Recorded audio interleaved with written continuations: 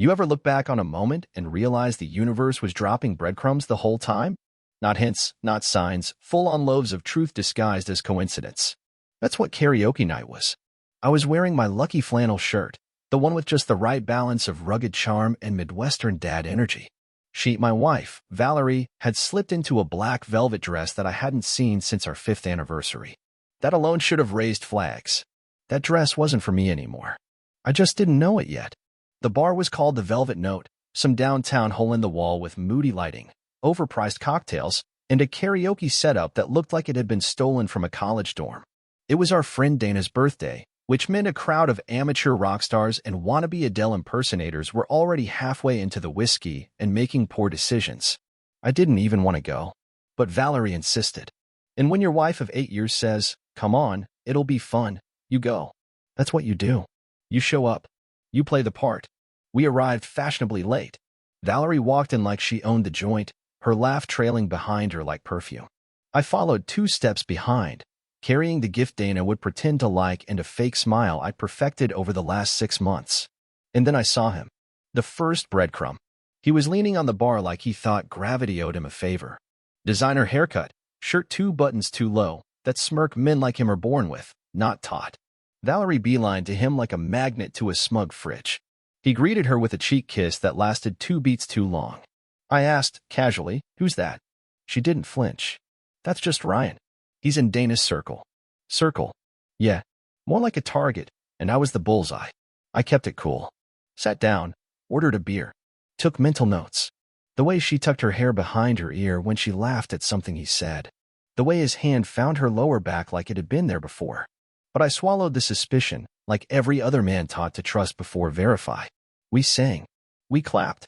We cheered as one guy butchered "Sweet Child, Oh Mine" so badly Axl Rose probably sneezed in his sleep. And when Valerie's name was called, I clapped the loudest. She took the mic with a practiced confidence, looked out over the crowd, and that's when she said it. "This one's for the special one," she purred into the mic.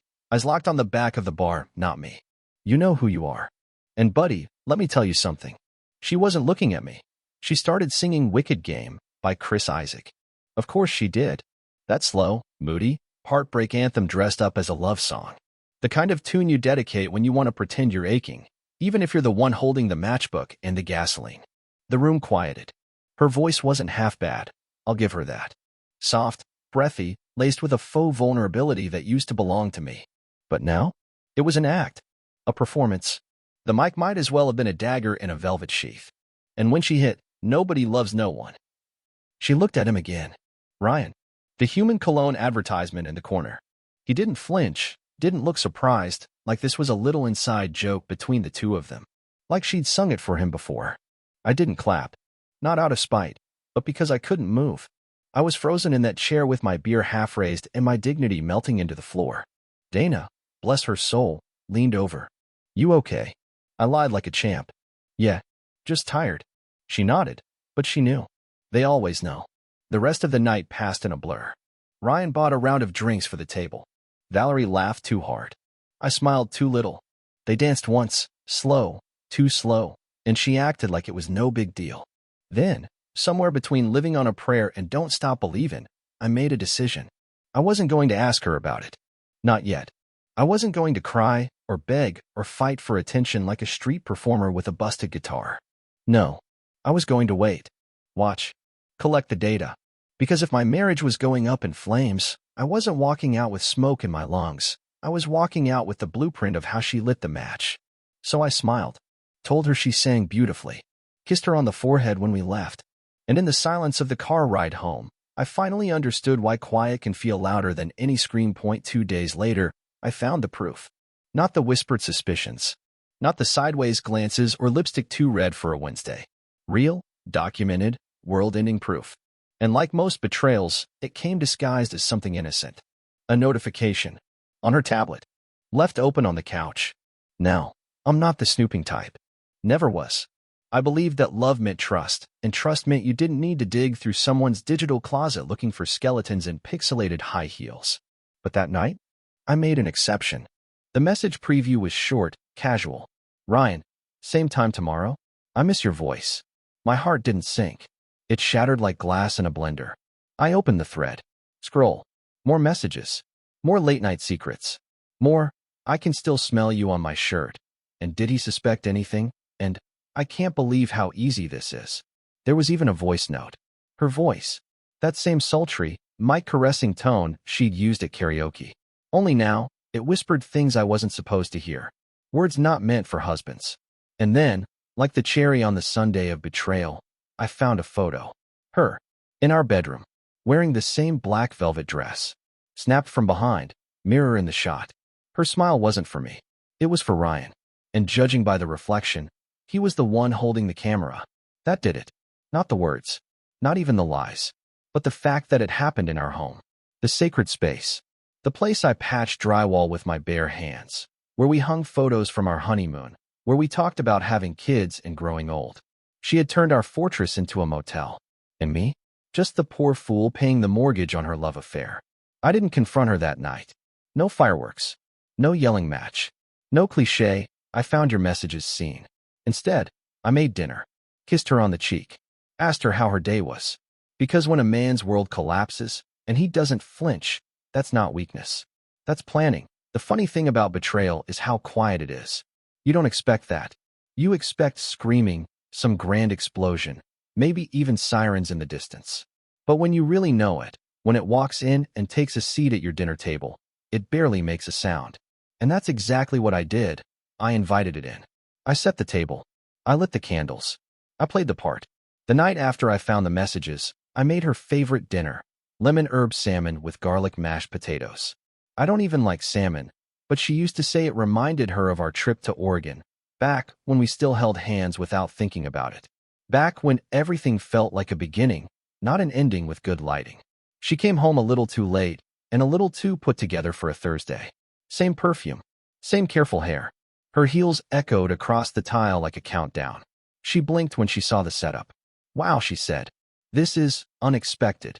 I smiled. You've been working hard. I thought you deserved something nice. And she believed me. That's what killed me. Not the lies she told me, but the fact that she couldn't even smell the smoke from the fire she started. She sat across from me, digging into the food like nothing had shifted, like our foundation wasn't cracking right under her chair. I watched her eat, not because I was admiring her, but because I was watching a stranger wear my wife's face like a mask. We made small talk, work stuff, traffic, Dana's dog getting sick, which somehow turned into a 5-minute monologue. Meanwhile, all I could hear was Ryan's voice in my head. You taste better when you're mine. I nodded at the right moments. Laughed when I needed to. I even reached across the table and touched her hand. You've been glowing lately, I said. She smiled, fork halfway to her lips. Really? Yeah, I said. Like you've been fulfilled. Her fork paused in the air for just a second too long. That was my confirmation. Like a deer freezing before the crash. But she recovered. Smiled sweetly. I guess I'm just happy. I raised my glass of red wine. To happiness. She clinked her glass with mine. Toasted her own affair. That night, we curled into bed like usual. Or at least she did. I stayed awake. Listening to her breathe. Watching the fan spin shadows across the ceiling. Imagining Ryan's face and deciding which part of him I'd erase first. His smug grin or the stupid leather bracelet he wore like some 18-year-old rock star who peaked at an open mic night. The next morning, I started laying the groundwork. I wasn't going to explode. I wasn't going to confront her in a storm of righteous fury. I was going to plan. Strategically. Surgically. First, I called my friend Wes, a quiet guy from college who'd become a private investigator. Back in school, we called him the Ghost. He once tracked down a professor's burner Twitter account just because the guy flunked him. If anyone could follow a scent without being noticed, it was Wes. I gave him all the details. The names. The bar. The dates. He didn't ask why. He didn't need to. Give me a week, he said. I'll send you everything. While Wes did the digging, I played the role of doting husband to perfection. I kissed her goodbye in the mornings, sent her flowers, just because, even bought her a bracelet with our anniversary engraved on the back. She cried when I gave it to her. I don't deserve you, she whispered. And for once, she was right. But the real work happened in the background. I created a new email account, rerouted passwords, pulled bank statements, made copies of everything she thought I'd never see. I even sat down with a lawyer. Not just any lawyer, Marcy Trenholm. A shark in pearls. The kind of woman who could draw blood with a comma in a prenup. She laid out my options, and I laid out my goal. I want to walk away clean, I said. And I want her to feel it. Marcy didn't blink. We'll bury her with receipts. By day 5, Wes came through. The email came while I was at work. It was simple. Clean. A single link to a Drive folder with a subject line that read, "Your instincts were right. You might want to sit down." I didn't sit down. I clicked. There were photos. Dozens. Valerie and Ryan at a hotel 2 towns over. Holding hands. Kissing in parking lots. One picture caught her in that same black velvet dress, standing outside room 412 with her hair pinned up and her guilt tucked neatly behind a red smile. There were messages too. Screenshots of Ryan bragging to someone about finally turning the wife. One read, "She told me last night she's ready to leave him soon. She says he's too nice to fight back." Too nice. That was the moment my heart didn't break, it steeled. Hardened into something sharper. Too nice? She wanted someone who'd fight back? Be careful what you wish for. Because I wasn't fighting to win her anymore. I was fighting to end it. On my terms. The funny thing about revenge is, it doesn't have to be loud. People think it's shouting in the rain, burning someone's clothes in a driveway, or throwing a wine glass across the room like a dramatic soap opera extra. But real revenge? It's quiet. Surgical. It wears a tie and shakes hands. By the time I had what I needed, I wasn't angry anymore. I was focused. And that scared me more than the rage ever did. I called Valerie that Friday afternoon. Told her I had a surprise weekend planned for us. Just the 2 of us, I said, like old times. She sounded thrilled. Said she'd clear her calendar. I almost laughed at that, like her calendar wasn't already full of secret rendezvous and hotel check-ins with her karaoke side quest. Still, she played the role. Packed a bag. Put on that same velvet dress again, like it was a uniform now. It felt poetic, her wearing the lie to what she thought was a romantic weekend. We drove 2 hours upstate to a cozy mountain lodge. I'd booked the cabin weeks ago when the suspicion was still just a whisper. Something in me must have known.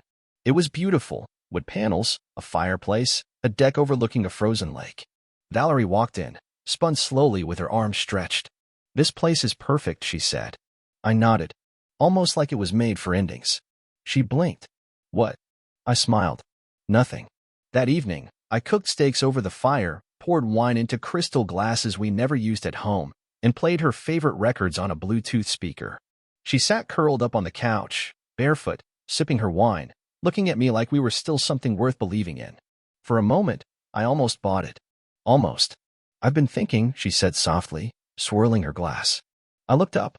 "Maybe we should take a trip. Like, a big one. Europe, maybe. Just start fresh. You and me." The audacity. "Yeah," I said. "Europe sounds nice." She smiled. I stood, walked to my bag, and pulled out the folder. "You know the one. The one with the photos, the messages, the receipts." I placed it on the table in front of her like a polite waiter delivering a final bill. She stared at it, then back at me. "What's this?" "Proof," I said. The silence that followed was biblical. You could have heard snow melting outside. She didn't open it at first. Just sat there, her smile slowly draining, eyes flicking between the folder and my face like maybe, just maybe, this was a joke. A test. Finally, she opened it. She flipped through the first few pages slowly. A photo of her kissing Ryan outside the Holiday Inn. A receipt from the hotel. A text message where she called me harmless. Her hand trembled. She set the glass down. "You went through my stuff?" "No," I said. "I went through the truth." She opened her mouth, but no sound came out. Then she tried again. "I can explain." "No, you can't. That's the beauty of this," I said, sitting across from her. "This doesn't need explaining. It needs consequences." "You don't understand," she started. "I do," I cut in. "I understand better than you think. You were bored. I was steady. You were restless. I was reliable. You wanted passion. I gave you peace. And instead of talking to me like an adult, you chose karaoke love notes and hotel loyalty points." She looked like she'd been slapped. "Good. You brought him into my life," I said, smiling in my face while he was behind my back. "So now I'm bringing this," I tapped the folder, "into yours." "What are you going to do?" she asked quietly. "I'm going to make sure you walk away with nothing but your stories and regrets." I slid a second folder across the table. She opened it. Divorce papers. I already filed. My attorney has copies of everything in that folder. Bank records. Phone logs. Your digital trail isn't just sloppy, it's a confession. She stared at the paperwork like it was written in another language. And just so we're clear, I added, Ryan's employer will get an anonymous tip with a few of these messages attached. Some of them were sent during business hours. From company Wi-Fi. Might want to warn him. She looked up sharply. You'd ruin his career? I leaned in. You ruined my marriage. I'm just returning the favor. But you said we were going to Europe, she said, voice cracking. I said it sounded nice, I replied. Lying sounded nice too, until it didn't. Her eyes filled, but I wasn't moved. She'd cried before. Cried when she said I was her forever. Cried when I bought her that bracelet. Probably cried when Ryan told her she was special. But I wasn't her safety net anymore. I was the ground rushing up to meet her. I stood up, walked to the door. Where are you going? She asked, her voice barely above a whisper. Outside. I need air. You're just leaving me here? In the middle of nowhere? You left me a long time ago, Valerie, I said, pulling on my coat. This is just me finally catching up. I stepped outside into the cold, crisp air. The snow crunched under my boots, and for the first time in months, I felt something close to peace. Behind me, inside the warm glow of the cabin, a chapter was closing. And when I returned, it would be to collect my things. Not her. I didn't go back inside that night. I slept in the truck, parked under a sky so black it felt endless, with just the hum of the heater and the sound of the wind scratching across the windshield. I watched the cabin from a distance, the warm light inside flickering like the final ember of something I used to believe in. My breath fogged the glass. I didn't wipe it away. The next morning, I returned to silence. She was still in the same spot, sitting at the dining table like a porcelain figure someone forgot to dust. Her makeup from the night before had smudged under her eyes, and the velvet dress looked more like a costume now. A bad one. The kind you wear when you're trying too hard to be something you're not. She didn't speak. Didn't look up. Just stared at the untouched divorce papers like they were written in a language she didn't understand. You packed yet? I asked. That got her attention. You're serious, she said. I was serious the moment you dedicated a song to a man who wasn't your husband. Her lips parted, but nothing came out. And honestly, I appreciated that. Silence from her was the most honest thing I'd gotten in a long time. She finally spoke, but not what I expected. So, is this how you see me now? She asked. Just a villain? I gave a small laugh, dry as dead leaves. No. Villains have purpose. You? You were just selfish. She flinched. Good. Let it sting. Let it settle in the marrow. We drove home in silence. No music. No small talk. Just the steady rhythm of the road and the ticking of a clock neither of us could rewind. By Monday, she was out of the house. She tried to beg for time. Said she needed a few weeks to figure things out. I gave her 48 hours. I wasn't being cruel. I was just being efficient. That's what she'd always said she admired about me, until she didn't. She moved in with her sister across town. Claimed it was temporary. I didn't care. That house was no longer hers. The moment she turned it into a backdrop for deception, she forfeited every memory we ever built inside it. I changed the locks before her taillights even hit the corner. Over the next few days, she tried to claw her way back into the story. She texted, I made a mistake. We can fix this. It didn't mean anything. Oh, yes. The classic trilogy of regret. Right on schedule. I responded once. One sentence. When someone burns the bridge, they don't get to complain about the swim. She stopped texting after that. But Ryan? Oh, Ryan thought he was untouchable. He called me. I stared at the screen for a moment, debating whether to answer or let his voice rot in my voicemail like old leftovers. But curiosity won out. I picked up. Logan, he said. Listen, man, I know you're probably upset. I laughed. Not because it was funny, but because this man, this human cologne commercial, thought upset was the right word. You think this is a misunderstanding? I asked. He hesitated. Look, I didn't mean for things to go this far. Valerie said things were over between you two. She also said she loved me. Multiple times. We gonna count that as true too? More silence. He was good at that. The pausing. The waiting. The calculated calm. It probably worked on boardrooms and bartenders. But I wasn't a woman looking for adventure. I was a husband who got handed betrayal in high definition. You'll be hearing from her lawyer, I said. He tried to backtrack. Hey, there's no need to be. Ryan, I said, voice low. You made your bed. Try not to sweat through the sheets. I hung up before he could respond. That same afternoon, I dropped off a care package at Valerie's sister's place. It wasn't flowers or forgiveness. It was a flash drive. Inside, every photo, every message, every document, labeled, sorted, and time-stamped, like evidence for a trial she never thought she'd face. I didn't include a note. Didn't need to. The silence was enough. Let her fill in the blanks. By the end of the week, the gossip had started. Turns out betrayal travels fast when you live in a town where the grocery store cashier knows your dog's name. Friends texted me cautiously. A few of her friends reached out too, half apologies laced with, "We didn't know it was that serious." Yeah, it was. I ignored them all. Instead, I focused on rebuilding. Not my reputation. Not some pity party support group. But myself. I hit the gym. Started lifting again. Found muscle memory buried under heartbreak. Signed up for boxing lessons, not because I wanted to fight anyone, but because I wanted to remind myself I still knew how to hit back. I took long walks. Read the books I'd bought but never opened. Cooked real meals. Talked to strangers at the dog park. Every day, I peeled her off my life like old wallpaper, layer by layer. And you know what? The air started to feel cleaner. But I wasn't done. Because people like Valerie and Ryan, they don't just disappear. They watch. They wait. They assume you'll come crawling back when the silence gets too heavy. But I wasn't crawling. I was climbing. And when I reached the top, I'd make sure they could both see just how far I'd risen without them. A week later, Ryan received a package at his office. No return address. Just his name, typed neatly on a white label. Inside, a small, leather-bound journal. Not mine. Not Valerie's. But something better.